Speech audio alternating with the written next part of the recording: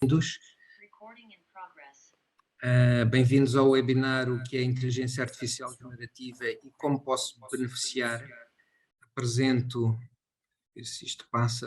aqui a agenda, creio que todos conhecem. Eu vou fazer aqui uma apresentação de 10 minutos sobre inteligência artificial, com foco na inteligência artificial generativa, porque umas pessoas têm muita experiência, muito conhecimento, são especialistas, outros ainda são uns curiosos, e para pôr mais ou menos a um nível introdutório todos, e para aquecer aqui também um bocadinho aqui os oradores, vou pôr aqui uma apresentação com alguns temas, definições, uns dados e depois algumas tendências.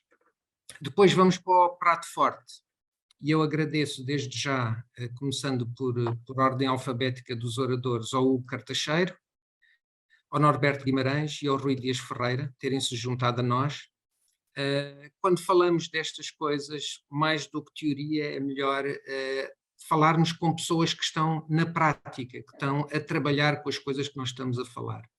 São 3 serial entrepreneurs portugueses, com vasta experiência. O Norberto conhecemos há 12 anos em Silicon Valley, quando nos recebeu lá no programa Global Strategic Innovation, e nessa altura ele estava a ir para a Google, de onde saiu recentemente e agora está aqui a beneficiar dessa experiência.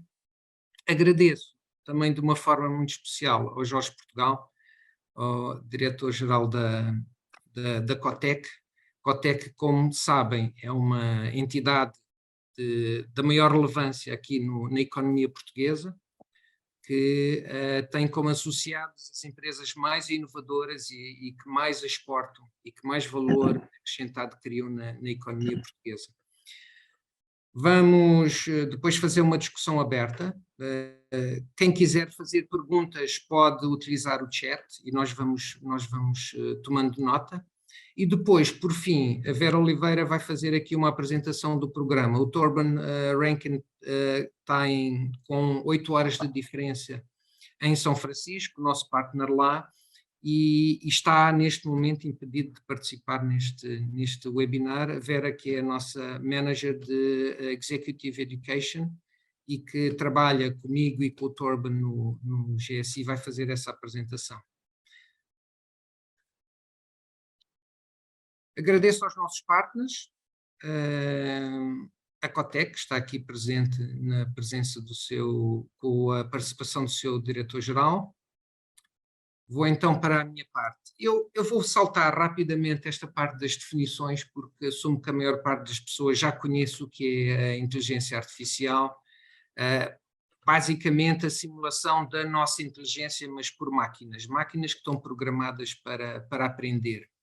A inteligência artificial generativa, o foco é a criação de conteúdo. E estamos a falar aqui de vários níveis de inteligência artificial, com aqui a utilização do Deep Learning, para gerar conteúdos como texto, fotos, vídeos, códigos e todas as aplicações que agora emergem aí utilizando a inteligência artificial generativa. As áreas de aplicação são vastas. Neste momento há umas que se destacam, mas como vocês vão ver, e talvez os nossos oradores possam falar, aplica-se a todas as atividades humanas. No outro dia, queria partilhar convosco este conceito de inteligência. No outro dia estive num debate sobre inteligência artificial com um destacado perito americano e, na opinião dele, isto depois os nossos oradores poderão debater, falar de inteligência é um bocadinho forçado.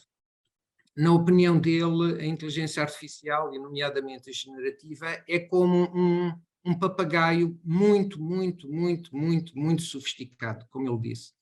Não tem emoções, não cria para além dos dados e das regras que nós lhes damos.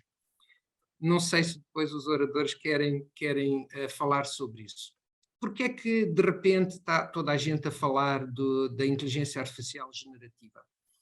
Popularidade de programas recentes, nomeadamente do ChatGPT, a percepção de que ainda estamos no início de uma jornada que vai ter um grande impacto e um impacto muito profundo nas nossas atividades humanas, e as questões éticas que se vão abrir e de regulação relacionadas com a segurança e responsabilidade. Estas são as três principais motores de todo este buzz à volta da inteligência artificial generativa. E principalmente o ChatGPT. Mais do que falar do ChatGPT, aqueles que não o utilizaram, é fácil, é gratuito, podem ir online, ChatGPT, e utilizar, é talvez a melhor forma de o perceberem, e eu não vou aqui massacrar-vos com muitos destaques. Uma coisa que é muito importante é que o ChatGPT é a aplicação de mais rápida adoção na história das tecnologias. Chegou a 1 milhão de utilizadores em 5 dias e a 100 milhões de utilizadores em 2 meses, quando outros demoraram muito mais do que e estamos a falar de aplicações que são hoje em dia utilizadas a nível mundial. Os peritos preveem um grande impacto. Nós não traduzimos, isto são citações e, portanto, são citações pelos próprios, não as íamos alterar, mas basicamente há quem diga que isto vai ter um impacto igual à introdução da internet, igual à introdução do mobile, de toda a parte dos telemóveis e a economia dos telemóveis e toda a transformação que está associada, ou da cloud. De facto, há aqui uma grande pergunta, e a pergunta é: estamos a viver um hype? O hype é aquela situação onde nós temos uma promoção, uma discussão e uma expectativa hiperbolada sobre alguma inovação. E isso é claramente uma das matérias de debate, não é? Eu acho que a maior parte de vocês conhecem aqui o modelo do Gartner, e claramente que estamos a subir no pico das expectativas inflacionadas, mas depois onde é que ele vai estabilizar? Vai estabilizar com alguma desilusão ou vai subir para um grande impacto? E hoje em dia não sabemos. Sabemos que vai ter um grande impacto, mas ainda não sabemos qual. É interessante olhar para alguns dados.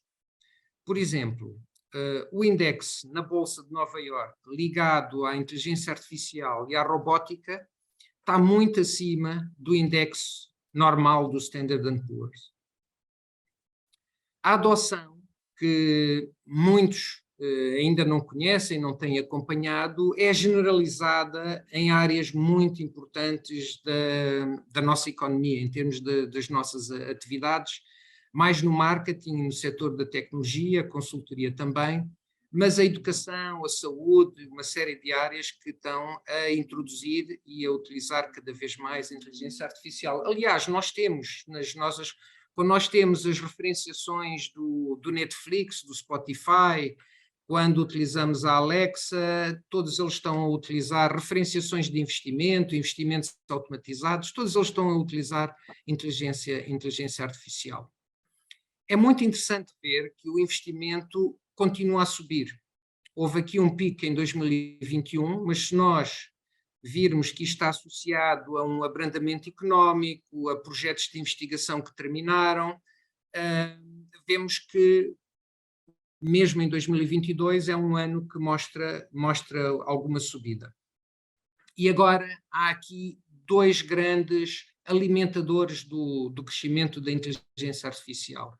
O facto de muitos laboratórios estarem agora a tornarem-se comerciais, estarem a tornarem-se empresas, e aquela redução de talento das Big Tech estarem a resultar numa série de startups associadas à inteligência artificial. E isso está a criar agora um novo boom desde o final do ano passado e o início deste ano. Há muitas previsões de crescimento com números diferentes, apresento-vos aqui uma, mas são quase todas nesta ordem de crescimento. Do mercado, neste caso de inteligência artificial, 36% ao ano, composto.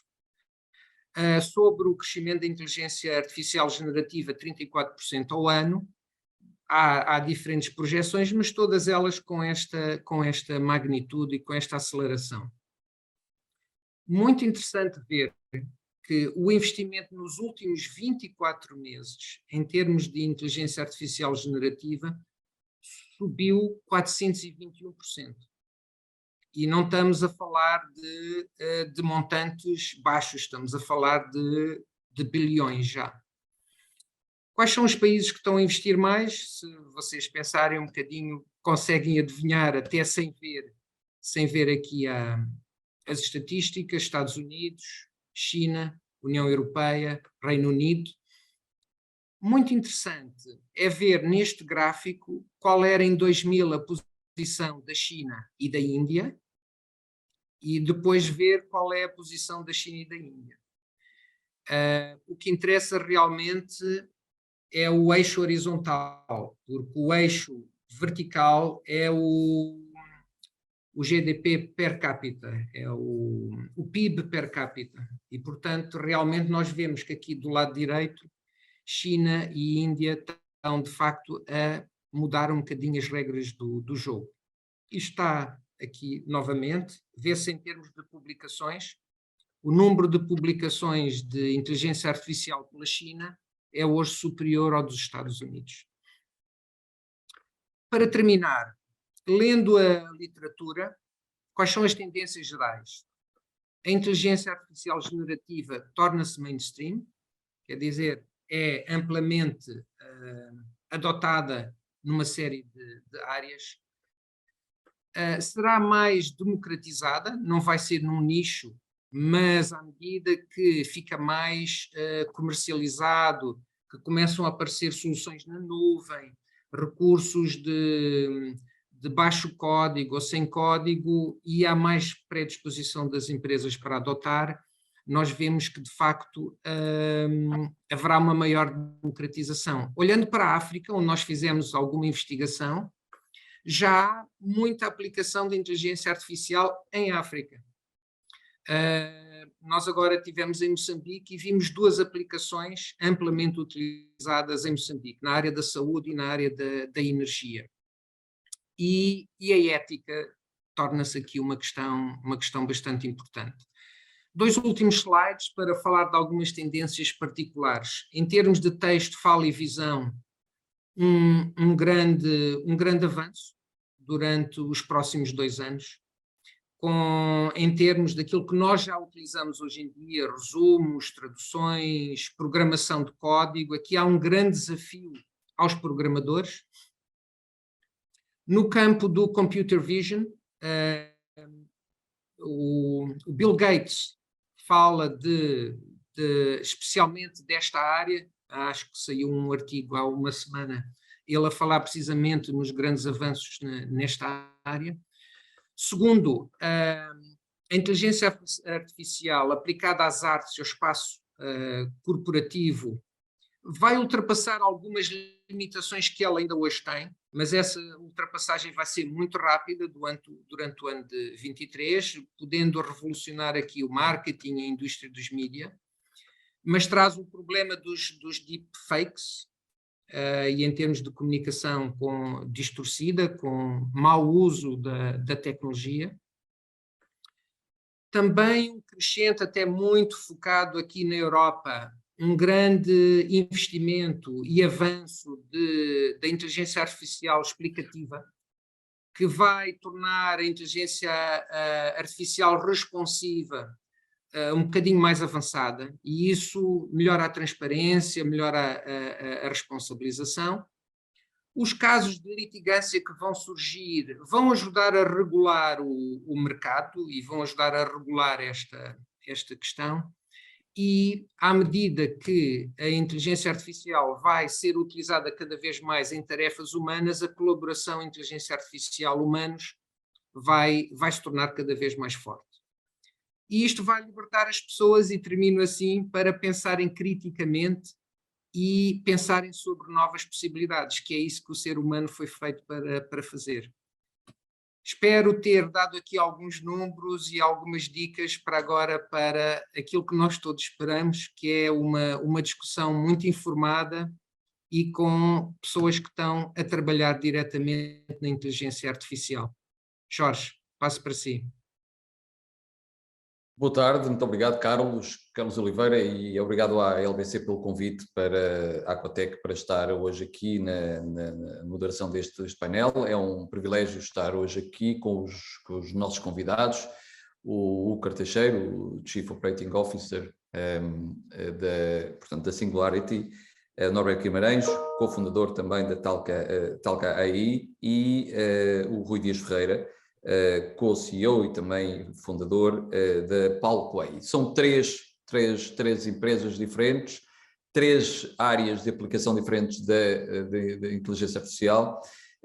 Como o Carlos referiu, nós estamos de facto num momento particularmente interessante, onde praticamente todos os dias ou todas as semanas aparecem novidades sobre, digamos, ou novas ferramentas ou evoluções das ferramentas, evoluções significativas das ferramentas existentes, e eu diria que, apesar de tudo, temos que olhar com, digamos, como a bocado a curva da Gartner, que se estamos efetivamente numa situação ainda do pico do hype, e se vamos, efetivamente, qual é que vai ser a evolução do ponto de vista, digamos, até quando é que vamos atingir o tal vale da produtividade, passando por algumas desilusões relativamente às expectativas que são geradas.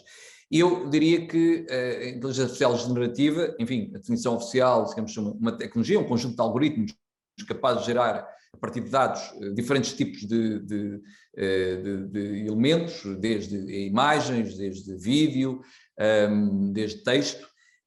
Eu diria que mais talvez um papagaio sofisticado é talvez também, por esta definição, um canivete suíço. Portanto, serve assim um bocadinho para tudo, e nós temos visto nos últimos tempos exatamente aplicações de inteligência artificial generativa. Temos algumas ferramentas, o Midjourney, para as imagens, uma ferramenta espetacular, o DALL-E, o ChatGPT, sem dúvida, e que na prática, com aplicações desde escrever código até gerar textos poéticos ou literários, ou escrever até, digamos, funcionar como investidor da Bolsa. Portanto, de facto, são tecnologias genéricas e, digamos, os nossos convidados, eu talvez numa primeira ronda, talvez perceber pela prática que problemas, como é que estão a aplicar nas vossas empresas, como é que estão a aplicar estas tecnologias para resolver problemas concretos. No caso, eu começaria pelo Úcar Teixeira. Eu sei que estão na Singularity, estão a tentar resolver, ou estão a resolver um conjunto de problemas diferentes a nível empresarial. O que é que, de facto, o que é que procuram neste momento? Para que é que serve, no vosso caso? Como é que vendem aos clientes? Para que é que serve a inteligência artificial? Boa tarde, Hugo. Muito obrigado pela presença também. Obrigado, Jorge. Obrigado, Carlos, pelo convite, e boa tarde a todos os nossos participantes. À sua pergunta, Jorge, nós estamos, de facto, atentos ao fenómeno da inteligência artificial generativa, e esta que agora está muito desenvolvida a partir da utilização e do lançamento do OpenAI e do ChatGPT. Estamos a trabalhar desde os finais do ano passado. Eu, se calhar, talvez partilhasse aqui sim um slide que ajudava aqui a compor a mensagem. Estão a ver o que eu estou a partilhar? Sim, estamos a ver. Muito bem. Como estava a dizer, nós estamos atentos aqui ao fenómeno do OpenAI e do ChatGPT desde finais do ano passado. Começámos a trabalhar, a preparar as nossas capacidades e as nossas competências para trabalharmos com os nossos clientes, e estamos atentos aos desafios de negócio que os nossos clientes nos estão a trazer para conseguir utilizar esta tecnologia de forma a que possa ser útil do ponto de vista da utilização que os nossos clientes podem fazer dela. Obviamente, enfim, aqui uma explicação do que falamos de Generative AI quando estamos a falar. O Carlos já descreveu, o Jorge também. Portanto, é a capacidade de criar e desenvolver novos conteúdos, novas peças de informação a partir da tecnologia, a partir do OpenAI, o tal papagaio que o Carlos há pouco falava. Eu também concordo a inteligência é relativa, isto são algoritmos e são mecanismos estatísticos e matemáticos aplicados em larguíssima escala e, portanto, dão o sentido da inteligência, dão o sentido da utilização fácil da tecnologia. Esta tecnologia de OpenAI e da tecnologia de inteligência generativa é muito competente a gerar conteúdos, a gerar analítica sobre os conteúdos que, de uma forma escrita, de uma forma falada, de uma forma traduzida da voz para texto, traduzida de imagem, analisada a partir da imagem, todo este conteúdo pode ser muito analisado e muito automatizado e acelerado as tarefas que podem ser feitas a partir daí. Exemplos como a sumarização, se pensarmos em tranches de vídeo, se pensarmos em conversas de call centers, se pensarmos em reclamações, tudo isso são capacidades de serem sumarizadas, de serem aceleradas à análise que podem dela fazer, e isto são mecanismos que hoje em dia estão disponíveis, ou passaram a estar disponíveis em larga escala. Lembrar também que o tema do AI não é necessariamente novo. O que é novo e que se calhar justifica hoje estarmos aqui a falar disto foi o lançamento do ChatGPT e, sobretudo, dos LLMs, dos mecanismos de linguagem massivos que com eles vêm associados, e a capacidade de entender linguagem escrita, linguagem natural, e responder da mesma forma. E isso é aquilo que talvez traga de novo. Obviamente há também aqui uma área de geração de código, eu diria um perfil mais técnico, um perfil mais de utilização técnica da tecnologia para que possa ser acelerado mecanismos de criação de novas aplicações, de novas soluções, de novo código. Portanto, há aqui sim mecanismos que podem ser amplamente utilizados e trazer novas capacidades e nova eficiência a quem faz código. Eu não diria que é uma questão de low code, é uma questão de código muito mais rápido, muito mais proficiente. E, portanto, há aqui sim também uma área de trabalho que pode ser desenvolvida. E depois tudo tem a ver com semantic search, com pesquisas centradas em contextos muito específicos. O OpenAI, o ChatGPT, aquilo que foi lançado no princípio deste ano, tem muitas vezes conhecimento limitado, tem o conhecimento que a internet acumula, e esse conhecimento foi usado para treinar os modelos, os mecanismos, mas conhecimentos específicos, conhecimentos concretos da realidade das empresas, conhecimentos concretos da realidade das organizações, não o têm. E há aqui uma oportunidade também muito relevante, muito significativa, que é a fazer acrescentar a estes modelos linguísticos esses conhecimentos específicos. Há pouco, aliás, é um dos exemplos que eu tenho aqui assim, injetei aqui nos demonstradores que nós temos o código da estrada português. Portanto, se eu fizer uma pergunta genérica sobre o código da estrada ao ChatGPT, ele responde de forma deficiente ou não responde todo. Mas se nós injetarmos esse conhecimento, ele passa a saber quais são as regras da estrada, passa a saber quais são os limites de velocidade, etc. Quem diz isso diz Segurança Social, Serviço Nacional de Saúde, outras áreas do conhecimento que podem ser largamente amplificadas e largamente melhoradas a bem da utilização e da capacidade de questionamento que depois teremos sobre esses modelos linguísticos. Já vamos à questão de alguns casos particulares, mas eu queria fazer esta primeira ronda pelos nossos convidados. Ok, muito bem. E passando para o Rui Dias Ferreira, o Rui é cofundador de uma empresa que tem um nome bastante sugestivo, que é Palco AI, e a Palco AI tem como missão utilizar ferramentas de inteligência artificial para promover artistas de uma forma mais eficiente do que os meios tradicionais. Rui, como é que este problema, digamos, pode ser resolvido, este problema da promoção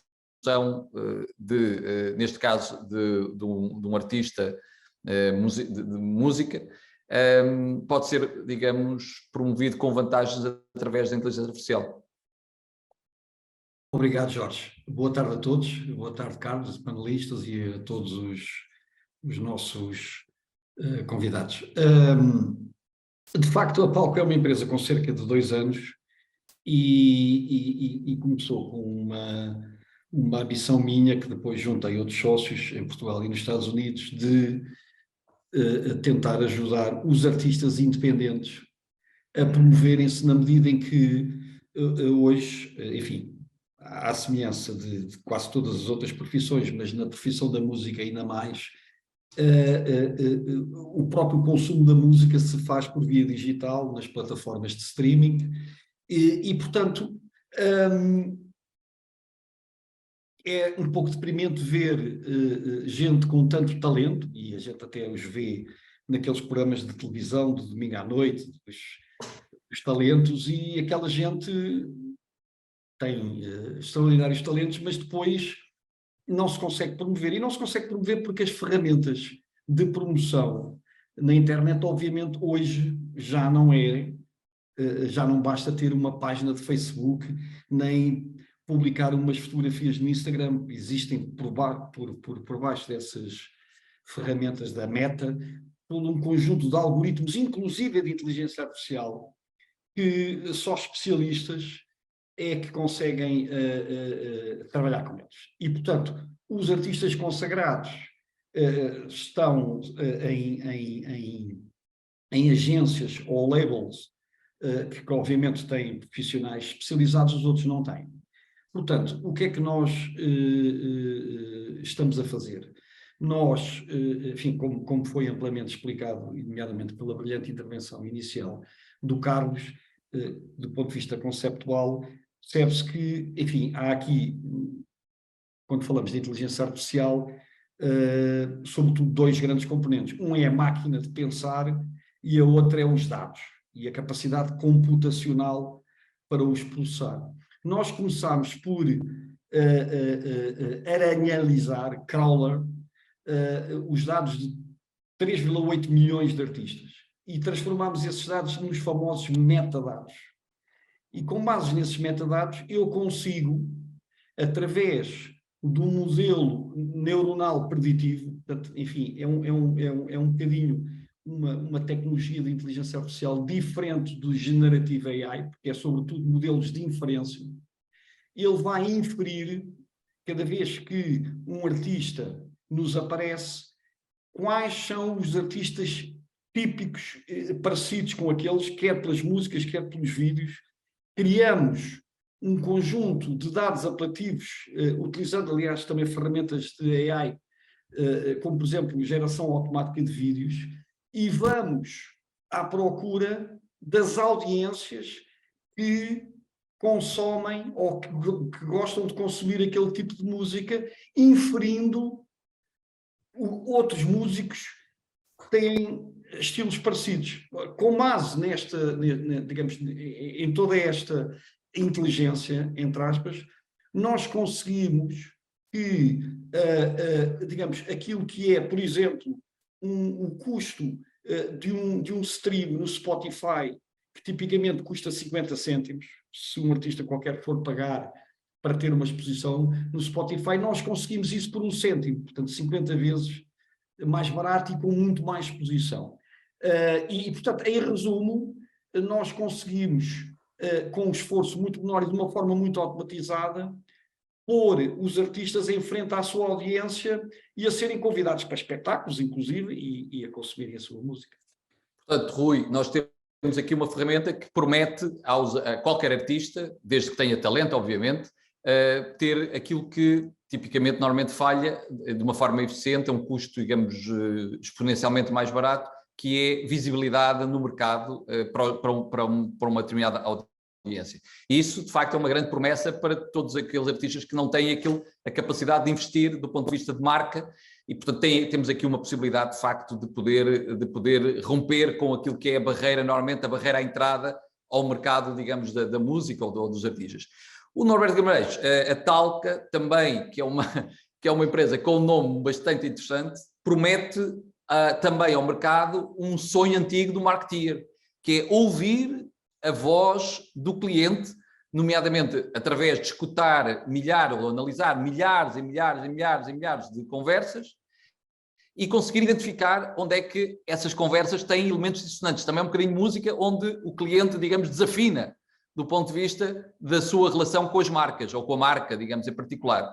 Como é que, Norberto, como é que isto funciona na prática? Qual é que é a vossa experiência, digamos, de poder, efetivamente, cumprir esta promessa e em que termos é que esta promessa é cumprida para o marketeer que, digamos, aspira a conhecer, efetivamente, onde é que os clientes, digamos, desafinam, ou quando a marca está a desafinar, digamos, relativamente às expectativas dos seus clientes? Mais uma vez, obrigado pelo convite obrigado a todos os participantes. A Talca nasce quando eu estava a trabalhar na Google, numa área que era perceber conversas que os utilizadores tinham com as máquinas, neste caso com o Google Assistant. E, portanto, nós tínhamos modelos para tentar perceber o que é que os clientes queriam dizer, o que queriam fazer, e eu pensei em aplicar isso, não entre conversa entre máquina e uma pessoa, mas entre duas pessoas. E, portanto, os humanos estão feitos para conversar uns com os outros, e a questão que a Talca faz é tentar perceber essa conversa de uma forma não só olhando para o conteúdo, o que é dito, mas todo a imagem e o próprio áudio, ou seja, as emoções que são mostradas, quando a pessoa interrompe alguém, quando se ri, enfim, quando há uma gargalhada, todos esses atributos da conversa são usados no seu conjunto. Normalmente uma conversa de vendas com um cliente, que é o nosso target principal, tem cerca de meia hora ou uma hora, então nós analisamos esses 30 minutos, 60 minutos de conversa com todas as dimensões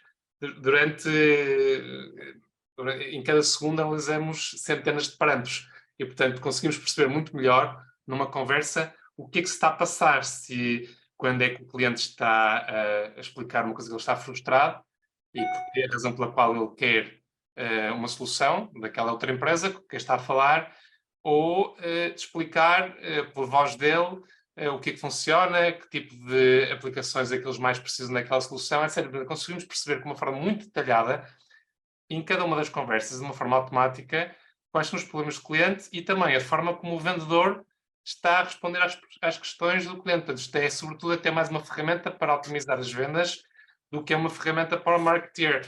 Repare, as conversas são uma parte fundamental da nossa vida, não só do aspecto profissional, como do aspecto pessoal também. E, portanto, tudo que nós conseguimos perceber em detalhe dessas conversas tem muita aplicação. E é aí que nós nos focamos, qual é essa aplicação. Portanto, tem aplicações para vários tipos de funções. A mais óbvia e imediata que nós estamos a oferecer agora é para melhorar as vendas, saber se um cliente realmente está mesmo interessado em comprar ou não está. Baseado na primeira conversa, nós conseguimos perceber, com 93% de probabilidade, se aquele cliente, ao fim de 6 meses, vai ou não vai comprar o produto. Com a primeira meia hora de conversa. Ou seja, estamos a poupar dezenas e dezenas de reuniões no futuro, porque sabemos com uma precisão muito alta, com base na linguagem corporal, com base no que o cliente, com as reações do cliente, o tempo de resposta, todas essas coisas. E, portanto, nós utilizamos a inteligência artificial de várias formas. Por um lado, para sumarizar, porque, repare, quando você tem uma hora de conversa, há muita coisa que é dita. E, portanto, nós tentamos, aí que entra a Generative AI, que é tentar perceber de uma forma sucinta o que é que se passou naquela conversa. E fazemos isso também para várias outras áreas das emoções, ou seja, quais foram as situações que a pessoa estava mais ativa a ouvir ativamente a outra pessoa ou não. Portanto, também sumarizamos isso, ou seja, quais são as partes, não só gerais em termos de conteúdo, mas em termos das outras, do áudio, em termos da visão também, da parte visual, e sumarizamos em todas essas modalidades. E, portanto, chegamos ao fim e criamos um score para cada reunião e dizemos que esta probabilidade tem, imagina, 60% de comprar o produto ao fim daqui a uns meses. E essa informação depois é muito útil para os vendedores ou para a gestão da equipa de gestão que está a gerir toda a equipa de vendedores, para decidir, ok, este não vale a pena apostar muito, vamos passar para outro, ou este aqui tem uma grande probabilidade, vamos insistir. Foi aqui este momento, durante a reunião, não correu tão bem. Vamos tentar dar uma resposta por e-mail para este cliente que falhava sobre uma coisa que nós durante a reunião não percebemos. Não, o cliente perdeu o interesse. E nós conseguimos detectar esse tipo de coisas. E depois para marketeers, como você estava a dizer, nós analisamos, por exemplo, 100 mil conversas, que é o nosso cliente, tem 100 mil conversas gravadas. Nós queremos saber, para todos os segmentos de mercado, através dos vários clientes, quais são os problemas principais que os clientes de uma certa indústria, com um certo tamanho, querem em África ou na Europa ou nos Estados Unidos, e, portanto, mediante as várias regiões, perceber automaticamente, sem estar ninguém a fazer surveys ou fazer uma análise de mercado manual, simplesmente com as conversas reais que aconteceram, e consegue fazer uma lista automática das situações no vídeo, ou seja, em 100 mil conversas vai buscar aquele minuto, e aquele minuto, e aquele minuto, em que o cliente estava a falar nas palavras dele qual era o problema dele que ele tinha. Portanto, agrega isso de uma forma automática e faz as estatísticas. Uma pessoa sabe automaticamente assim, rapidamente, qual é o pulso do mercado, ou seja, por onde é que está o mercado a ir, porque consegue perceber novas tendências que estão a acontecer de uma forma muito granular. Era isso que eu ia dizer, quer dizer, na prática é uma ferramenta para poder também não perceber, fazer estudos de mercado, portanto, perceber o cliente e identificar tendências que até esse momento seriam imperceptíveis. Agora, eu depois, na próxima volta, há aqui um tema que é a aprendizagem. Digamos, qual é que é o conjunto, os dados de aprendizagem e como é que esses dados de aprendizagem, essa aprendizagem, depois é aplicado a um conjunto, digamos, no mundo real, a uma aplicação de uma empresa qualquer ou de um cliente qualquer. Mas isso ficará para a próxima volta. Eu passava para o Cartacheiro e mais do que propriamente digamos, falarmos de termos mais genéricos, o que é que são, digamos, eu sei que neste momento ainda não tem casos concretos em termos de produtividade e impacto direto em casos concretos dos vossos clientes, mas o que é que poderá ser, digamos, a nível de aplicações, a nível de contact centers, a nível de relação com o cliente, a nível de melhorar as vendas, digamos, as interações, como já foi falado pelo Norberto, de interações, portanto, acelerar o processo de venda ou garantir que esse processo de venda, digamos, tem uma elevada probabilidade de sucesso ou não. Isto é, como é que esta jornada para criar valor, em que áreas, Hugo, é que vê que poderão ser, digamos, aqui killer applications dentro daquilo que as empresas portuguesas, e aqui muito claramente, as empresas portuguesas,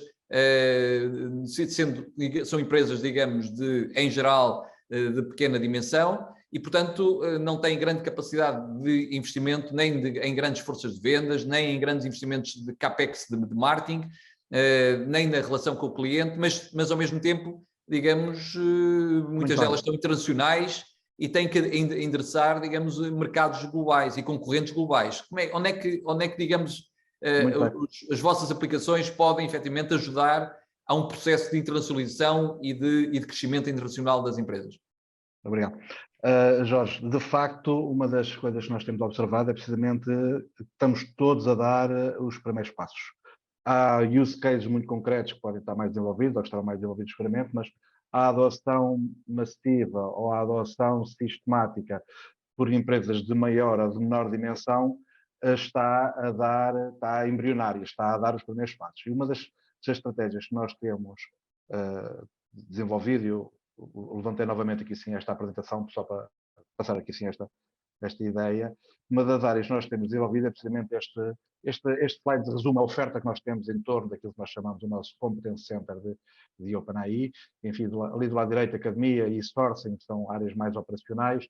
Aqui do lado esquerdo, o Advisory e a Factory. O Advisory é uma iniciativa que nós temos para trabalhar com as organizações, com as nossas empresas, no fundo para identificar, para trabalhar com elas, para percebendo a sua área de negócio, percebendo a natureza da sua informação, percebendo a natureza das interações que tem com os seus clientes, seja B2B, seja B2C, quais é que são as áreas que podem estar mais preparadas para serem adotadas ou poderem beneficiar desta nova forma de interagir e de colaborar com os clientes.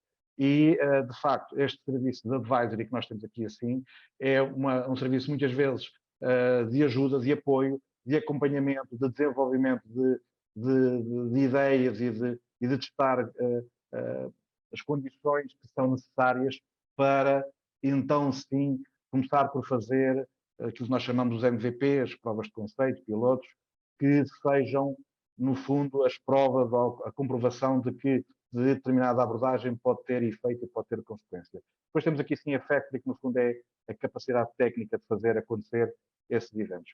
Este quadro que eu aqui partilho neste momento é um levantamento que nós temos feito, naturalmente não é exaustivo, não é definitivo, nem encerra em si mesmo uma verdade absoluta, mas são as áreas que nós temos identificadas que permitem, no Marketing and Sales, na Operations, IT Engineering, Risk, HR e Process Optimization, áreas onde estas tecnologias podem ser vantajosas, onde podem ser utilizadas com sucesso e onde podem ser utilizadas com valor acrescentado. Os call centers, o Process Automation, Code Generation, exemplos de escrita de marketing and sales e de geração de texto e de imagens, muitas vezes de vídeo também. Portanto, tudo isto são exemplos que estão neste momento, ou que estamos neste momento a desenvolver com um conjunto de clientes, enfim, não todos, mas estamos a centrar em alguns, precisamente nesta área de experimentação e de teste, para que depois, validado o conceito, validado o benefício que se espera obter, então assim passar para uma área de industrialização, e esse é o caminho que nós temos estado a fazer. Alguns exemplos que eu há pouco estava a descrever, coisas concretas aqui sim, do lado esquerdo, fui buscar um PDF, está disponível alguns na net, que refere quais é que são as contraordenações rodoviárias, e a partir deste momento passa a ser possível construir um modelo de diálogo perante este conhecimento que foi acrescentado. Pergunta, quais é que são as contraordenações graves? Numa lista. E ele lista aqui os 10 ou 15 situações em que são contraordenações graves. O Código da Estrada, aqui um âmbito um bocadinho mais amplo. Novamente, um conhecimento que é acrescentado, uma capacidade de perguntar e de responder que fica assarado. E vocês perguntam, mas isto pode ser útil para quê? Se pensarmos num call center, se pensarmos num serviço de customer care, se pensarmos num diálogo, como o Norberto há pouco estava a falar, esse conhecimento que é encerrado nessas conversações, nesses diálogos, nesses documentos, nessas factos, etc., passa a ser possível de ser consultado de uma forma muito mais natural e muito mais rápida. Pensarmos nos call centers dos operadores, pensarmos nos call centers das utilities, etc., têm tempos médios de atendimento, que podem ser 10 minutos, 15 minutos, etc., e se calhar pode ser amplamente reduzido por força de alguma automação. Um outro exemplo concreto, que é gratuito e que está disponível, se nós utilizarmos o ChatGPT, como toda a gente já estará a utilizar, mas se utilizarmos no motor de pesquisa da Microsoft, o Bing, no CoEdge, faça publicidade, mas se questionarmos coisas concretas que têm 1 mês, 2 meses, 3 meses de existência, a capacidade de gerar estes textos que aqui estão do lado direito, e a pergunta que eu fiz foi, compara os resultados de 2022 entre a Galp e a EDP. Podia ser este texto, esta pergunta, pode ser outra qualquer. Mas perante uma pergunta simples, num tom profissional, em modelo de parágrafo e gerar um rascunho, ele gera este parágrafo que aqui está em cima. Isto para qualquer área de conhecimento. E isto é um exemplo concreto de nós podermos pegar num texto, numa pergunta, numa dúvida, numa análise, num research que estejamos a fazer, e pode ser amplamente acelerada a capacidade de resposta. O segundo exemplo, o segundo parágrafo que aqui está, é exatamente a mesma pergunta, mas numa formatação diferente, em modo de parágrafo, em modo de lista. E a resposta vem exatamente da mesma forma. Este exemplo que aqui está, que eu agora lhes estou a mostrar, isto é um exemplo não de geração de texto, mas de geração de imagens. Aquelas 6 pessoas que estão ali do lado esquerdo têm uma característica muito curiosa, é que não existem. É um site que se chama This Person Does Not Exist. São 2 modelos de inteligência artificial, um conhece as pessoas que existem e outro que testa as pessoas que não existem. E quando identifica uma pessoa que não existe, então ele gera uma imagem com esta qualidade gráfica que aqui está. E isto pode ser utilizado para muitas coisas, por exemplo, para modelos. Do lado direito é uma agência de modelos digitais. Nós dizemos qual é que é a idade, qual é que é o tom, se tem óculos, não tem óculos, e ele gera essa imagem dessa forma. Portanto, isto são exemplos concretos que estão a ser utilizados e que estão a ser disponíveis no mercado, hoje, as we speak, agora. E o que nós temos advogado é a necessidade de avançar e de avançar com ritmo, de avançar primeiro, ganhar vantagem competitiva e, portanto, resposta à sua pergunta, Jorge, temos que testar a tecnologia, validar a sua utilização e ganhar vantagens competitivas com este first move advantage, como eu aqui sim descrevo. Porque o AI não vai substituir pessoas, mas vai substituir pessoas que não sabem ou que não utilizam. Que não usam. Isso coloca-nos, digamos, um problema do próprio processo de educação, processo educativo, formal, mas também o processo informal de como é que os profissionais, digamos, se vão preparar e, portanto, para poder utilizar estas ferramentas na sua, digamos, no seu âmbito da sua esfera profissional. Rui, digamos, Rui, para além de tu investires no palco, és também um investidor noutros projetos e noutras startups neste domínio. O que é que para ti é mais interessante do ponto de vista, tem sido mais interessante do ponto de vista da aplicação de inteligência artificial, nomeadamente esta necessidade de prepararmos as pessoas para um ambiente de aprendizagem formal ou informal, dentro da escola, fora da escola, dentro das empresas, completamente diferente e, portanto, as profissões tradicionais, a forma como as profissões tradicionais, os médicos, os advogados, os artistas, vão efetivamente, digamos, formar-se e constituir, digamos, as suas competências, vai ser completamente diferente. Como é que estas, digamos, digamos, as implicações que desde já se estão, digamos, a antecipar, em termos, e como dizia o Carlos há bocado, do impacto, digamos, da inteligência artificial, destas tecnologias, que pode ser ao nível, digamos, da internet ou da própria computação móvel, não é? O microfone é que está desligado. Não estamos a ouvir, Rui. Tem razão. Obrigado, Jorge. É uma pergunta interessante e difícil. Vou tentar respondê-la, enfim, num tempo curto. Vamos lá ver. A internet, a inteligência artificial é uma coisa que já tem muito tempo, não é? E passou por momentos bastante baixos e o que justificou bastante desinvestimento. De qualquer maneira, aqui já este século, há 15 anos, começou e a verdade é que, por um lado, nós, enquanto consumidores, estamos a utilizá-la todos os dias sem nos apercebermos dela. Quer dizer, quem é que nunca ligou por um telefone de uma operadora, de uma utility e não falou com uma máquina, não é? E não digo aquelas máquinas que apenas nos perguntam prima 1 para inglês e prima 2 para francês. Não, estamos a falar de coisas já que interpretam o que a gente diz. Já temos essa experiência, como também temos a experiência de no carro termos alguma interação com uma assistente do carro, uma Alexia, e portanto, só que estamos a falar de sistemas que ainda não eram muito afinados e que vinham ter connosco de uma forma subtil, portanto a gente quase que nem se apercebeu, não é? Todos nós, por exemplo, quem tem um iPhone tem uma Siri que é muito potente e pouco usamos, não é? Eu até falo para mim. Por outro lado, isto enquanto consumidores, por outro lado, as empresas, sobretudo as mais pequenas, desde, lá está, há 10 anos, nomeadamente no movimento Startup em Portugal, começaram a perceber as potencialidades e nós estamos cheios de empresas que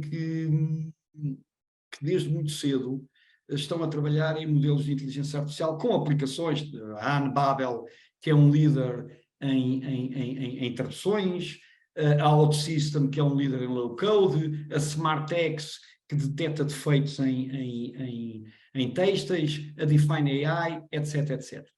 Estas próprias empresas, há muitos anos que estão a trabalhar nisto, algumas delas até são unicórnios, e curiosamente agora, com este despertar do ChatGPT, que foi uma espécie de digamos, application, e de repente, inclusive, algumas dessas empresas estão um pouco ameaçadas, mas é uma oportunidade de chegarem mais rapidamente.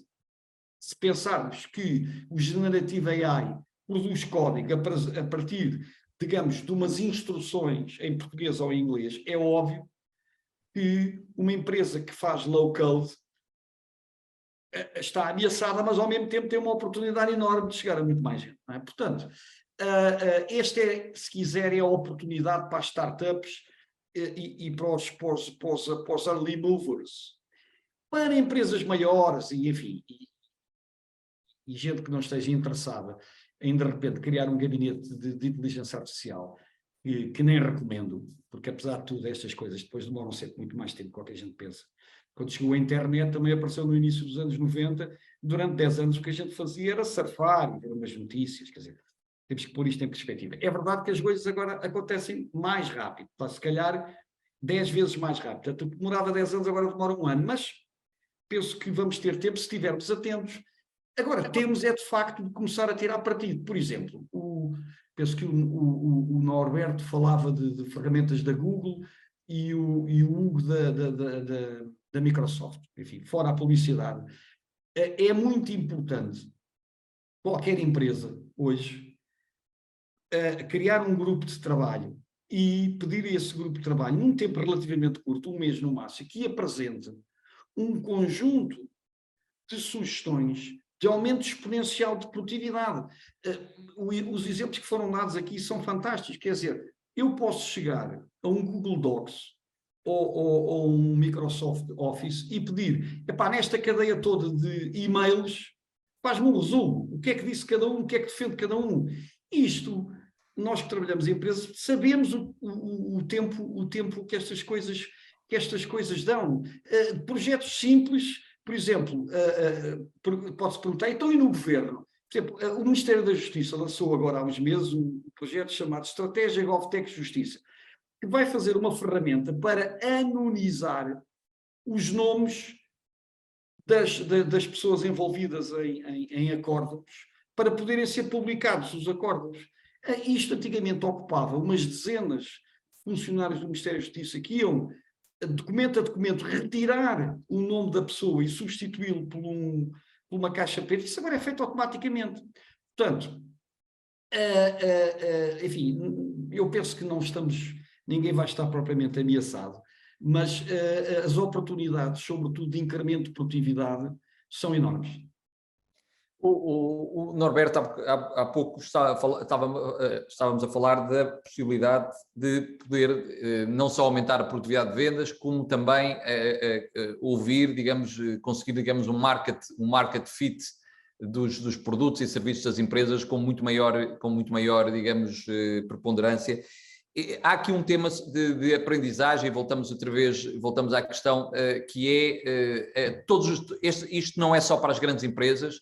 Uma pequena empresa pode efetivamente ter uma grande capacidade, criar capacidade de poder ter acesso a estas tecnologias desde que recolha os dados adequados. Como é que é feito, qual é que é, digamos, esta questão dos dados, da aprendizagem, o dataset de aprendizagem versus depois a aplicação?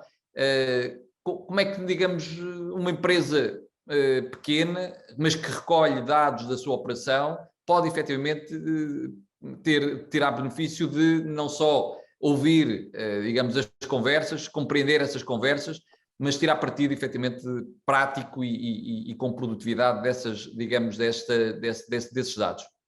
Jorge e Norberto, só para dizer que agora entramos já aqui há alguns minutos na fase de perguntas e respostas, não é? Que é uma fase assim mais livre de debate e de perguntas que as pessoas vão fazendo.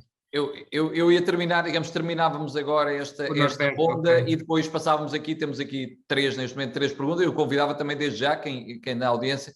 Eu tenho algumas perguntas mais provocatórias também. Mas, Norberto, esta questão de como é que uma pequena empresa pode efetivamente beneficiar dos serviços, portanto, da aprendizagem que é feita, digamos, noutros datasets, noutros conjuntos de aprendizagem. E se isso de facto é capaz de ser generalizável e em condições é que é generalizável? Eu acho que a grande diferença dos modelos mais recentes de inteligência artificial que têm vindo a sair relativamente aos modelos mais anteriores de há uns anos atrás é exatamente que eles são treinados com uma quantidade absolutamente gigantesca de dados e, portanto, eles já passam sobre todos esses dados que antes eram mais customizados para cada empresa. Hoje em dia, esses dados já, na verdade, são treinados, como já viu tantos exemplos de todos os tipos, que já os consegue perceber de uma forma muito detalhada já. Portanto, essa questão deixou de ser tão relevante como era há uns anos atrás. Portanto, é um bocado como dizer como é que uma empresa pequena pode utilizar o e-mail ou o word processing ou o Google Sheets, ou seja, são ferramentas genéricas de trabalho, não é necessário customizá-las. Claro que customizando fica melhor, e quando estou a escrever um e-mail, se aquilo automaticamente puser o meu cliente lá, em vez de eu ter que escrever o nome do cliente e saber o e-mail dele, ou seja, se tiver uma ligação com o calendário, por hipótese, torna um bocadinho mais customizado, mas não acho que seja isso tão relevante como era há uns anos atrás. E também acho que outras empresas, como a empresa do Hugo, e como outras empresas, que vão fazer essa customização pequena que ainda assim vai ser necessária para alguns casos. Ou seja, é uma forma fácil de ligar isso com o repositório de documentos que uma empresa tenha, com listas de Excel que a pessoa tenha. Portanto, quando o sistema está a gerar dados sabendo... Gerar conteúdos, está a saber gerar esses conteúdos com base em alguma ligação a dados internos que não estão disponíveis no exterior. Mas acho que vai haver muitos fornecedores de tecnologias desse tipo, não é por aí. Agora, no nosso caso em particular, em que cada percentagem conta muito, portanto, se alguém conseguir uma venda em que o sucesso de uma venda passe de 23% para 24%, nas nossas empresas nós falamos muitos milhões de dólares, que isso significa. E, portanto, qualquer otimização, por mais pequena que seja, tem muito impacto. O mesmo acontece com dados ligados a questões jurídicas ou questões de medicina, ou seja, um pequeno erro, pequena diferença, faz uma diferença muito grande para a vida de uma pessoa ou para uma empresa. Então, nesses casos, aí, no nosso caso em particular, por exemplo, o que nós fazemos é nós treinamos com base, temos um modelo genérico que treina com base nas emoções das pessoas em geral, ou seja, ele sabe que uma pessoa se rir ou sorrir ou estar a ouvir ativamente é sempre bom, não interessa em contexto, é sempre bom. E depois treinamos com base no resultado específico das conversas gravadas daquela empresa em particular, ou seja, se uma empresa tem, por hipótese, 2.000 conversas gravadas e sabe o resultado dessa venda, se para aquela conversa a empresa vendeu ou não vendeu, ele consegue otimizar para aquela empresa em particular com as suas questões específicas daquela empresa, por exemplo, escolher os competitors daquela empresa, não é? Ou as funcionalidades específicas do produto daquela empresa. Consegue otimizar para isso. Mas isso já é uma segunda derivativa, ou seja, a derivativa principal é saber uma conversa em geral. E a partir daí consegue-se fazer outras coisas, mas isso é como tudo, a partir de se dar o primeiro passo, depois quer dar o segundo e o terceiro e por aí adiante. É fascinante, de facto, esta aplicação da coerência da linguagem não verbal com a linguagem verbal. Portanto, sabendo que a comunicação são 75% de linguagem não verbal e 25% de linguagem verbal. Portanto, essa coerência entre as duas... Nem mais. Acho que um estudo de Stanford diz que 93% do que uma pessoa quer comunicar é com base, não está, digamos, na transcrição da conversa. Portanto, é a linguagem corporal, mas é também a forma auditiva em que a pessoa fala, não é só dizer que sim. É o tom e é a interrupção, o tempo que uma pessoa demora a responder alguma coisa, é o entusiasmo que está a falar. E, portanto, é exatamente assim. Nós temos literalmente 50 modelos diferentes a trabalhar em paralelo para perceber esses contextos todos e depois integrá-lo num só modelo. Absolutamente. Jorge, antes do Jorge ir aí a essas perguntas, eu fazia um follow-up nessa pergunta do Jorge, das empresas pequenas, etc. É possível quem tem uma empresa com 50 pessoas, com a ajuda da inteligência artificial, no futuro, fazer isso com 5 pessoas? Um departamento de marketing que tem pessoas a escrever não sei quantos textos, em vez de ter 10 pessoas, ter uma. Um departamento, por exemplo, jurídico, em vez de ter 10 advogados, ter uma. Por ridículo, levando isto ao extremo, a pessoa ter um unicórnio e ser uma ou duas pessoas por trás. Estamos a falar desse tipo de desafio, onde nós vamos ver aqui uma mudança radical na forma de trabalhar, em que pomos muito mais em máquinas, em software e coisas assim, do que noutras pessoas. Vocês veem isso com um pequeno impacto ou com um grande impacto? E isso, se calhar, vai democratizar um bocadinho os negócios, não é? Aqueles que têm menos dinheiro, que estão em sítios mais remotos. Como é que vocês veem isso? Eu posso dar uma opinião. Só para pegar aqui no que o Jorge perguntou há bocado. Posso dar uma opinião, mas é uma opinião, não é? Vamos lá ver. Todas as tecnologias, nomeadamente as mais revolucionárias, e esta é claramente uma tecnologia disruptiva, como foram a internet, como foi o telemóvel, como foi o computador pessoal, provocam incrementos, ou pelo menos espera-se, brutais de produtividade. E isso,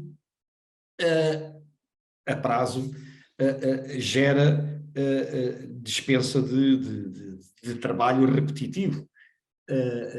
Sendo que neste caso, algum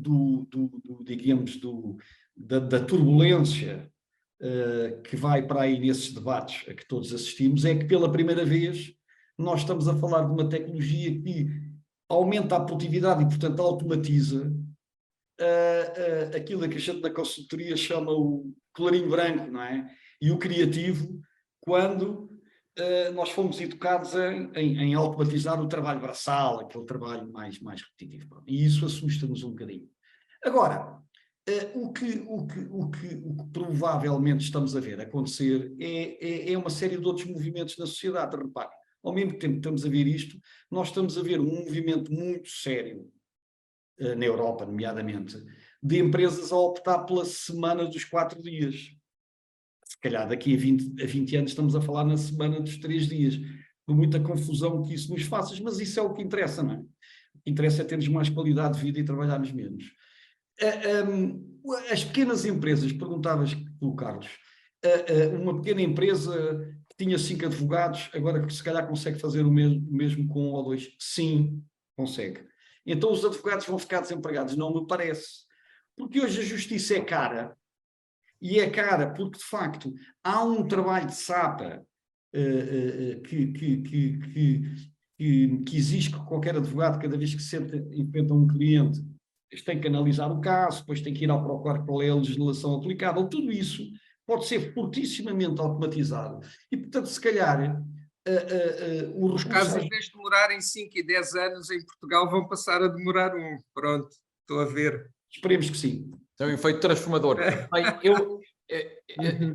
precisamos, para efeitos de economia de tempo e que nos estamos a avançar, eu tomaria aqui uma das perguntas da nossa audiência como base para introduzir aqui o tema dos receios, dos riscos da má utilização da inteligência artificial, nomeadamente generativa, e nós já vimos, digamos, nos últimos dias, também alguns efeitos, exatamente reações a nível regulatório, com, nomeadamente, a proibição do ChatGPT em Itália.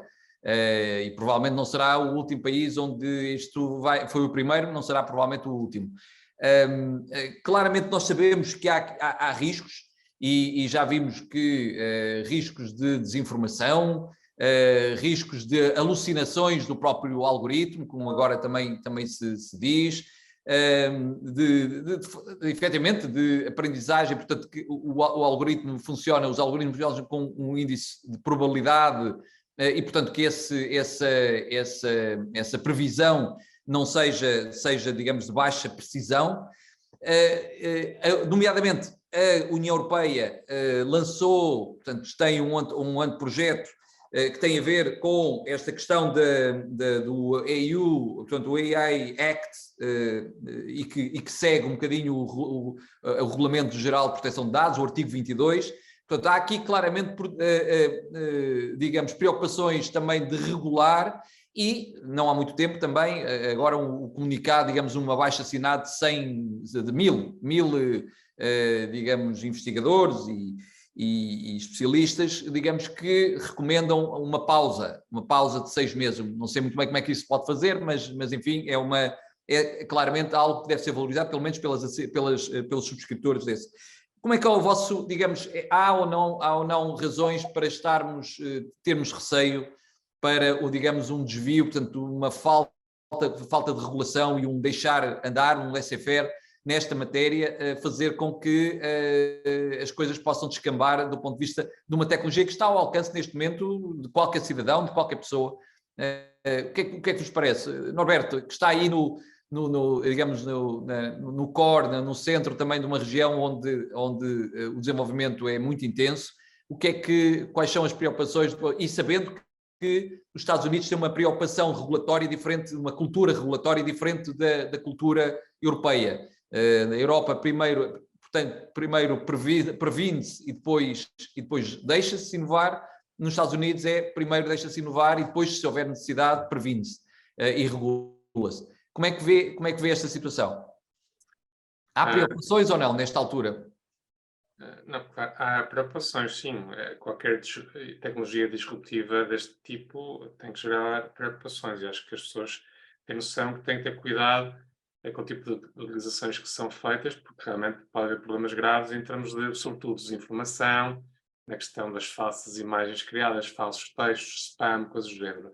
A questão é que todas essas questões, tudo isso, informações falsas, spam e coisas do género, já existiam em larga escala antes. Dizia-se que no Twitter, já há uns anos atrás, quase 70% das informações eram feitas por robôs, e robôs que não faziam ideia que estavam a expor informação.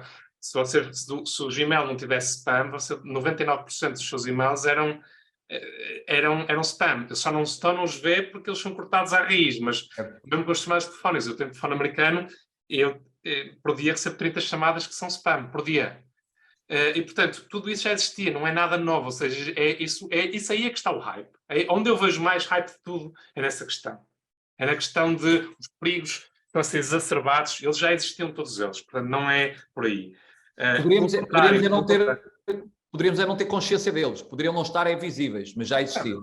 Eram visíveis. Quem é que não teve problema de spam? Quem é que não viu o problema de notícias falsas? Aliás, o presidente dos Estados Unidos diariamente dizia dezenas de mentiras. Portanto, não é por aí, não é questão de ser uma pessoa, não é preciso inventar mentiras ou criar novos sistemas mentirosos, eles já existiam e as pessoas acreditavam neles.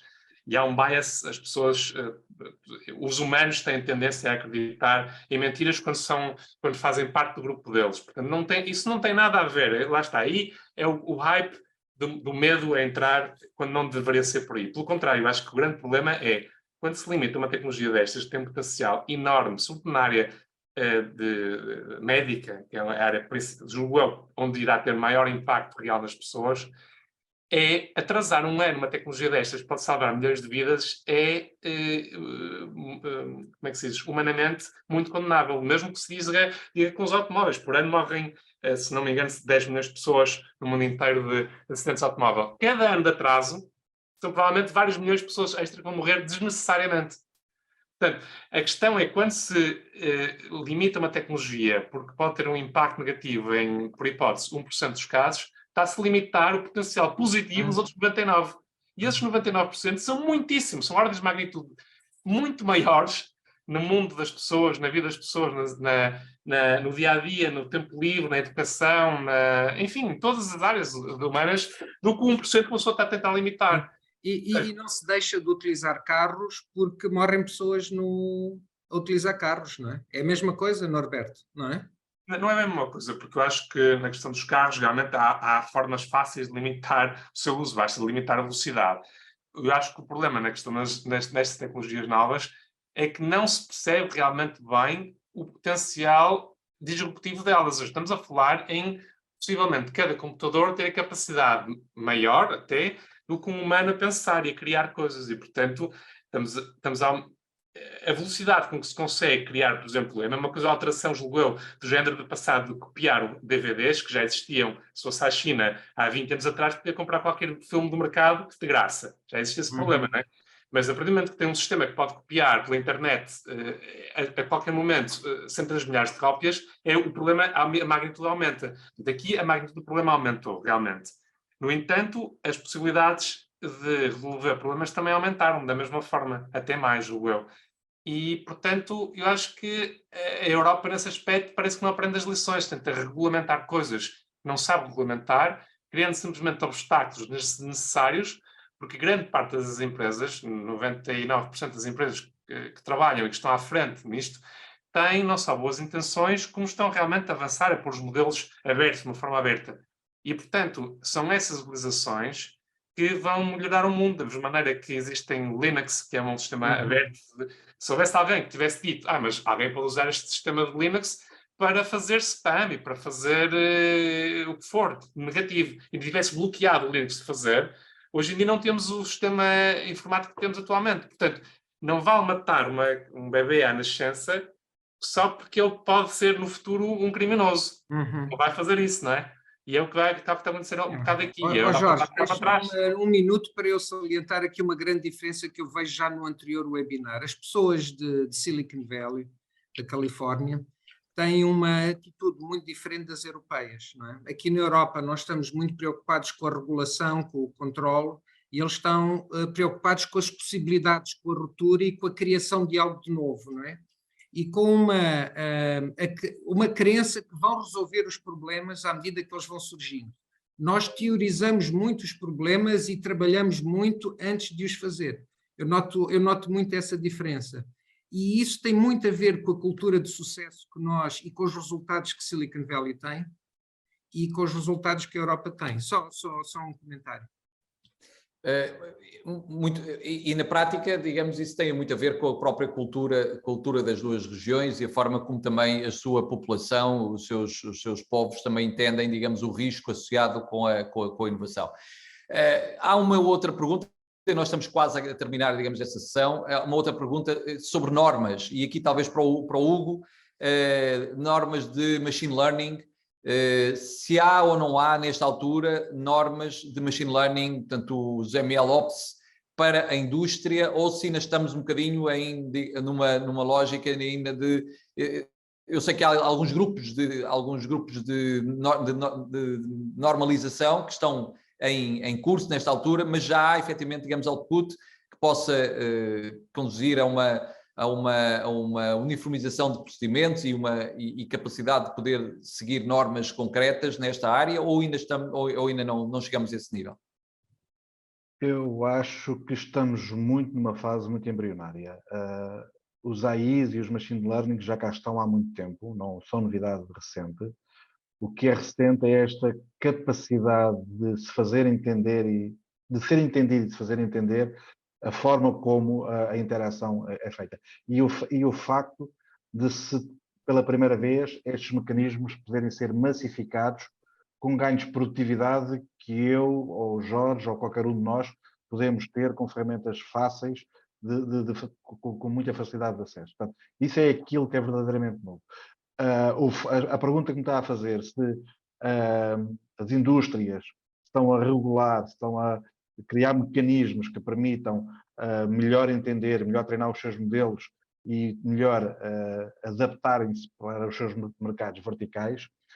Há algumas iniciativas no mercado nesse sentido, há algumas empresas que estão a fazer, especializam-se em mercados verticais e desenvolvem modelos e treinam modelos de forma a dar eficiência acrescida, mas eu diria que de uma forma geral estamos muito no início desses mecanismos para que eles depois possam ser massificados e aceitos como norma, pelo menos se bem entendi a pergunta, julgo que é isso que está a acontecer. Então, muito trabalho ainda para as comissões de normalização.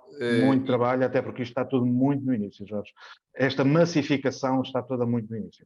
Bom, última pergunta, Rui, aqui também da audiência, que tem a ver com o impacto social.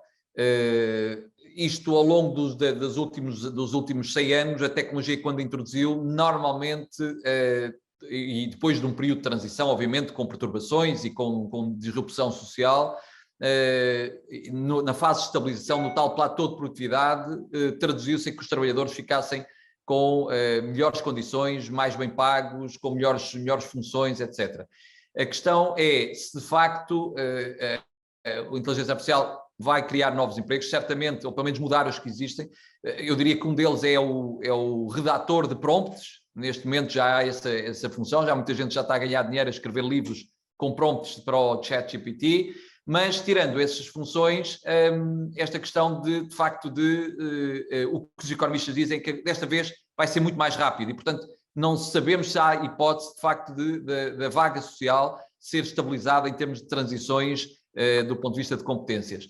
Por outro lado, e isto leva-nos também a esta questão das desigualdades entre entre países, entre economias, mas entre, digamos, blocos económicos, entre primeiros e terceiros mundos. De facto, esta, digamos, aceleração tecnológica vai aumentar, ou, por outro lado, vai ser, digamos, a oportunidade para economias menos desenvolvidas poderem fazer o catch-up relativamente a economias mais avançadas em termos de adoção rápida destas ferramentas, rápida e com eficácia.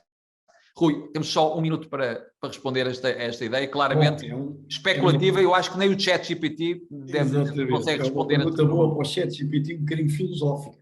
Eu diria que aproximar os países menos ricos dos mais ricos, espero que sim. Por exemplo, foi muito interessante nos últimos 20 anos ver o desenvolvimento das economias asiáticas, e não meterem falo da China, falo da Índia e de outras, mas tem que haver ali uma base de educação e de trabalho. Por exemplo, em relação à África, não estaria tão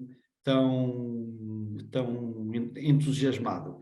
Eu queria também aproveitar esses 30 segundos, se calhar ainda sobram, para voltar ao tema da regulação, para dizer que concordo inteiramente com o que disse o Norberto, mas não é inteiramente verdade que os Estados Unidos vejam a coisa de uma forma, digamos, oposta à europeia. Basta perceber que a tal moratória que falaste, Jorge, assinada por 1.500 technology leaders, são quase todos americanos, encabeçados pelo Musk. Portanto, que é uma ideia um bocadinho... Rui, e já agora também referir que o RGPD foi adotado pelos Estados Unidos também, depois de ser publicado pela Europa. Portanto, e o mesmo vai acontecer com o European Union AI Act, que é uma lei que vai sair muito conservadora. Portanto, o objetivo para já é proibir os sistemas que são claramente malignos, nomeadamente as armas automáticas, e depois criar uma classe de sistemas que colocam significativos riscos, e é sobre esses que se vão atuar. Empresas como estas todas que tivemos aqui a discutir não têm nada a ver com esse tipo de preocupações. Muito bem, meus senhores, foi um prazer estar a conversar convosco esta Ainda tarde. Temos uma apresentação agora. E temos, digamos, agora, para finalizar a nossa... Mais 5 minutos. Enfim, para aqueles que, estão interessados em conhecer na prática o que está nestas matérias e noutras áreas tecnológicas, o que está a acontecer na região de Silicon Valley, na costa oeste, um programa que já existe há 20 anos, Carlos, o que eu, pelo menos... Desde 2009. 2009, não. 13 anos, 14 anos. De 14 anos, sim. Eu lembro-me que estava ainda noutras funções e, digamos, fizemos em 2010, o que foi 2010, 2011, digamos, visita memorável, histórica, naquela altura, o primeiro presidente português que foi visitar, digamos, a região de Silicon Valley, e visitámos também a incubadora, o Plug and Play, e foi numa altura em que, de facto, havia uma comunidade de portugueses muitíssimo limitada, pequena, e foi um momento, digamos, 10, 14, 13 anos depois, este programa continua a existir, continua a ligar a Europa, neste caso também já outros blocos, e Silicon Valley, e por isso é felicitar também a LBC por esta persistência de continuar um programa de ligação. Hoje já é mais fácil, até pela popularidade de Portugal nos Estados Unidos, digamos, saberem quem é que é Portugal, o que é Portugal, o que é que são os portugueses, o que é que é a nossa fibra, o que é que andamos a fazer. Mas há 10 anos atrás, ou 13 ou 14 anos atrás, foi preciso visão para perceber a oportunidade de fazer um programa de ligação e também a coragem de fazer o investimento necessário para o levar para a frente e mantê-lo ao longo destes anos todos. Por isso, Carlos, muito obrigado pelo convite e a todos também muito obrigado pela vossa atenção. Passo agora para, neste caso, Vera Oliveira. Eu só queria fazer um comentário. Antes de África está a fazer avanços em termos percentuais acima do resto do mundo na área das tecnologias. Não só os governos, como os empresários, como até o Banco Mundial, a União Europeia, etc., está a introduzir tecnologia digital na saúde, na educação, nos governos, etc. Inclusivamente, inteligência artificial, a África está a tirar um plano. Houve uma reunião há 2 semanas da União Africana, no Ruanda, sobre um plano, uma estratégia de inteligência artificial para a África. Eu creio que a África pode dar um grande salto se, de facto, os seus líderes de negócio e públicos apostarem na inteligência artificial. Têm mais a ganhar em termos de impacto do que nós. E passo aqui à Vera para, não sei se tens uma apresentação, é 5 minutos, não é? Sobre o próximo programa que nós vamos fazer. Okay. Aliás, depois da exposição de Jorge Portugal, que agradeço, eu acho que quase dispensa esta apresentação, mas vamos lá, espero que... Ok, está partilhado, não está? Tá. Ok, muito bem. Então, o GSI, o Global Strategic Innovation, como disse há pouco o Jorge Portugal e bem, é o programa que a LBC organiza desde 2009, 2010, já levou mais de 600 participantes a Silicon Valley. Silicon Valley e São Francisco, que é em conjunto, no fundo, acaba por ser aquilo que é atualmente designado pela Bay Area. Também já levamos mais de 300 empresas, temos mais de 120 oradores, alguns dos quais estão aqui representados também e que poderão ver. O Norberto recebeu-nos duas vezes lá. É verdade, é verdade. Recebeu-nos 2 vezes, uma das quais eu estive também presente. O professor Burton Lee de Stanford, que nós vamos também, normalmente estamos com ele todos os anos e vamos fazer uma visita ao clube de Stanford, dos professores em Stanford, precisamente com o professor Burton Lee, enfim. Não quero deixar ninguém de fora, mas já tivemos mesmo muitos oradores.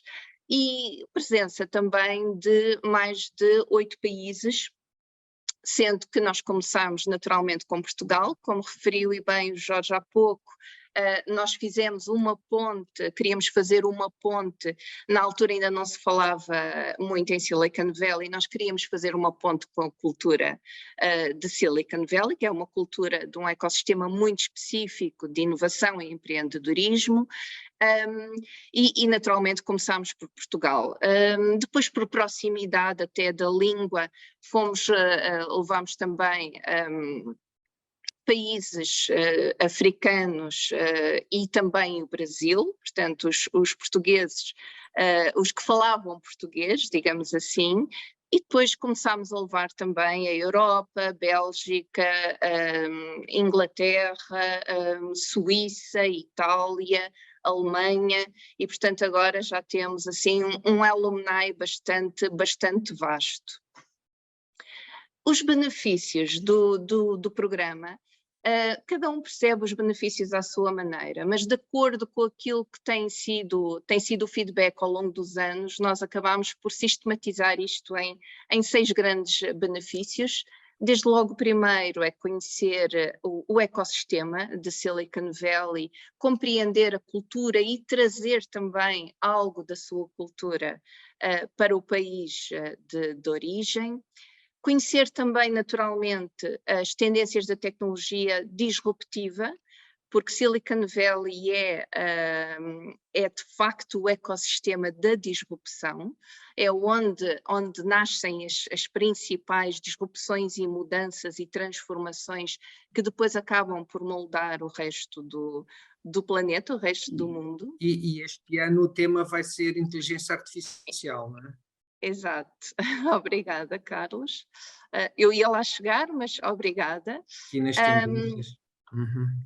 Depois também entender o ecossistema, que é um ecossistema de inovação, um ecossistema de empreendedorismo, e ver também como é que funciona esse ecossistema in loco, presencialmente, e que ferramentas de inovação podem ser também trazidas para o país de origem e para as empresas de cada um.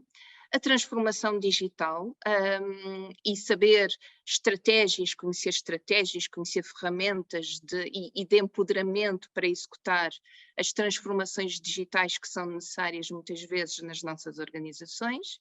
E depois também o networking que se desenvolve não só entre os participantes, também com o Alumni, mas também nós temos eventos de networking que também já vos vou apresentar, mas que nós temos eventos de networking ao longo da semana de imersão em Silicon Valley. E depois, naturalmente, oportunidades de parcerias, oportunidades também de aceder a pessoas especialistas e a outros empreendedores que de outra forma seria mais difícil de ter acesso. E, portanto, de uma forma assim mais ou menos sistematizada, digamos que estas são os 6 principais benefícios, embora cada um depois acaba por recolher os seus próprios benefícios. Daqui do programa que nós temos previsto para este ano. Este programa está praticamente fechado, embora nós, consoante também o tipo de participantes que vamos tendo, vamos também tentando customizar de acordo com o perfil dos participantes. Neste momento temos 14 participantes já inscritos. Não gostamos de levar mais do que 20, 22, máximo dos máximos 25, portanto isto tem aqui algumas limitações também nas inscrições. E gostava aqui de vos mostrar como é que nós estruturamos o nosso dia em Silicon Valley e a nossa semana. Portanto, a cada dia nós temos 4 componentes. Começamos desde logo o dia com uma sessão muito breve, de cerca de 1 hora, 1 hora e meia, em que damos o fio condutor para aquele dia e fazemos a introdução das entidades que vão ser visitadas e com as quais vamos interagir. Depois, então, dirigimos-nos às entidades, vamos visitar e interagir com aquilo que designamos de campeões da inovação, e que são especialistas, empreendedoras, inovadores, enfim, temos várias empresas. Vocês podem ver aqui alguns dos logos que são conhecidos, outros provavelmente não são tão conhecidos, mas irão ser no futuro. Como nós costumamos dizer, já houve no passado, por exemplo, aqui a Tesla, quando ainda ninguém falava da Tesla, os participantes não viam tanto interesse em ir à Tesla ou ao LinkedIn, e hoje nós sabemos o peso da Tesla e do LinkedIn e a imagem e a repercussão internacional que têm. Depois também temos aqui a interação com aceleradoras e incubadoras de negócio. Em cada um dos dias vamos estar com essas aceleradoras e incubadoras. Vamos visitar, interagir. Pode haver aqui, se assim os participantes assim desejarem e entenderem, poderão ter a oportunidade de treinar o seu pitch, que no fundo acaba por ser a linguagem de comunicação entre as empresas e entre as organizações em Silicon Valley. E depois vamos ter aqui 3 períodos formais, 3 dias em que temos networkings formais. Deixamos de fora o primeiro dia em que as pessoas estão bastante cansadas e com jet lag, afinal há 8 horas de diferença, pelo menos daqui de Lisboa, se formos para Moçambique ou para a Europa Central é pelo menos mais 1 hora. E de facto no primeiro dia nós não vamos ter um evento de networking. No último dia também vamos deixar aqui algum tempo livre para as pessoas que já estão um pouco cansadas irem conhecer São Francisco, passear, fazer o que entenderem. Vamos ter aqui na quinta-feira um networking no Check 15, que só se entra por convite. Vai estar lá a Red Bridge Lisbon também. E vamos ter nesse dia também aqui cerca de 200 pessoas sensivelmente inscritas.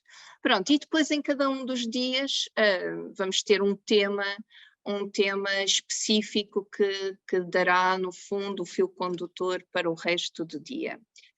Eu convido-vos a ver o programa também no nosso site e a pergunta que pode ter neste momento é como é que eu me posso candidatar, como é que eu me posso registar. Nós temos aqui um site que é o globalstrategicinnovation.com, ele está todo em inglês, mas pode lá ir visitar, e entrando na página do GSI Innovation Program Immersion in Silicon Valley, poderão lá ver as vossas dúvidas, as questões todas, a atualização do programa, etc., os nossos parceiros, que também lá estão. Ou então entrar aqui diretamente, como vocês veem neste círculozinho cor de laranja, também tem um botão laranja do Apply Now, também podem fazê-lo diretamente. Sugerimos também, se tiverem alguma dúvida ou se assim quiserem, que nos contactem. Estão aqui os nossos contactos do Urban Ranking, que é o nosso coordenador do GSI em Silicon Valley. Está aqui também o contacto, o nosso contacto, e os e-mails, que podem ir através do info@globalstrategicinnovation.com, ou então o meu e-mail vera.oliveira@lbcmendesglobal também.com. E pronto, e dito isto, agradeço a vossa atenção, não vos vou amassar mais com isto, convido-vos então a visitar o site, porque este é um programa que de facto é bastante interessante, e espero encontrá-los lá também, entre 22 e 26 de maio. Obrigado, Vera, obrigado aos oradores, obrigado ao Jorge Portugal. Norberto, foi um prazer, depois destes anos todos, ver-te aqui. Estás de volta a Portugal, não é? De vez? Sim. Ok, muito bem. Fizeste muito bem. Foi muito bom. Nós agora vamos com este grupo novamente a Silicon Valley, dia 22 e a 26 de maio. Este programa vai ter lugar de 22 a 26 de maio. O Rui também, creio que já participou. Rui, já participaste? Já com muito proveito.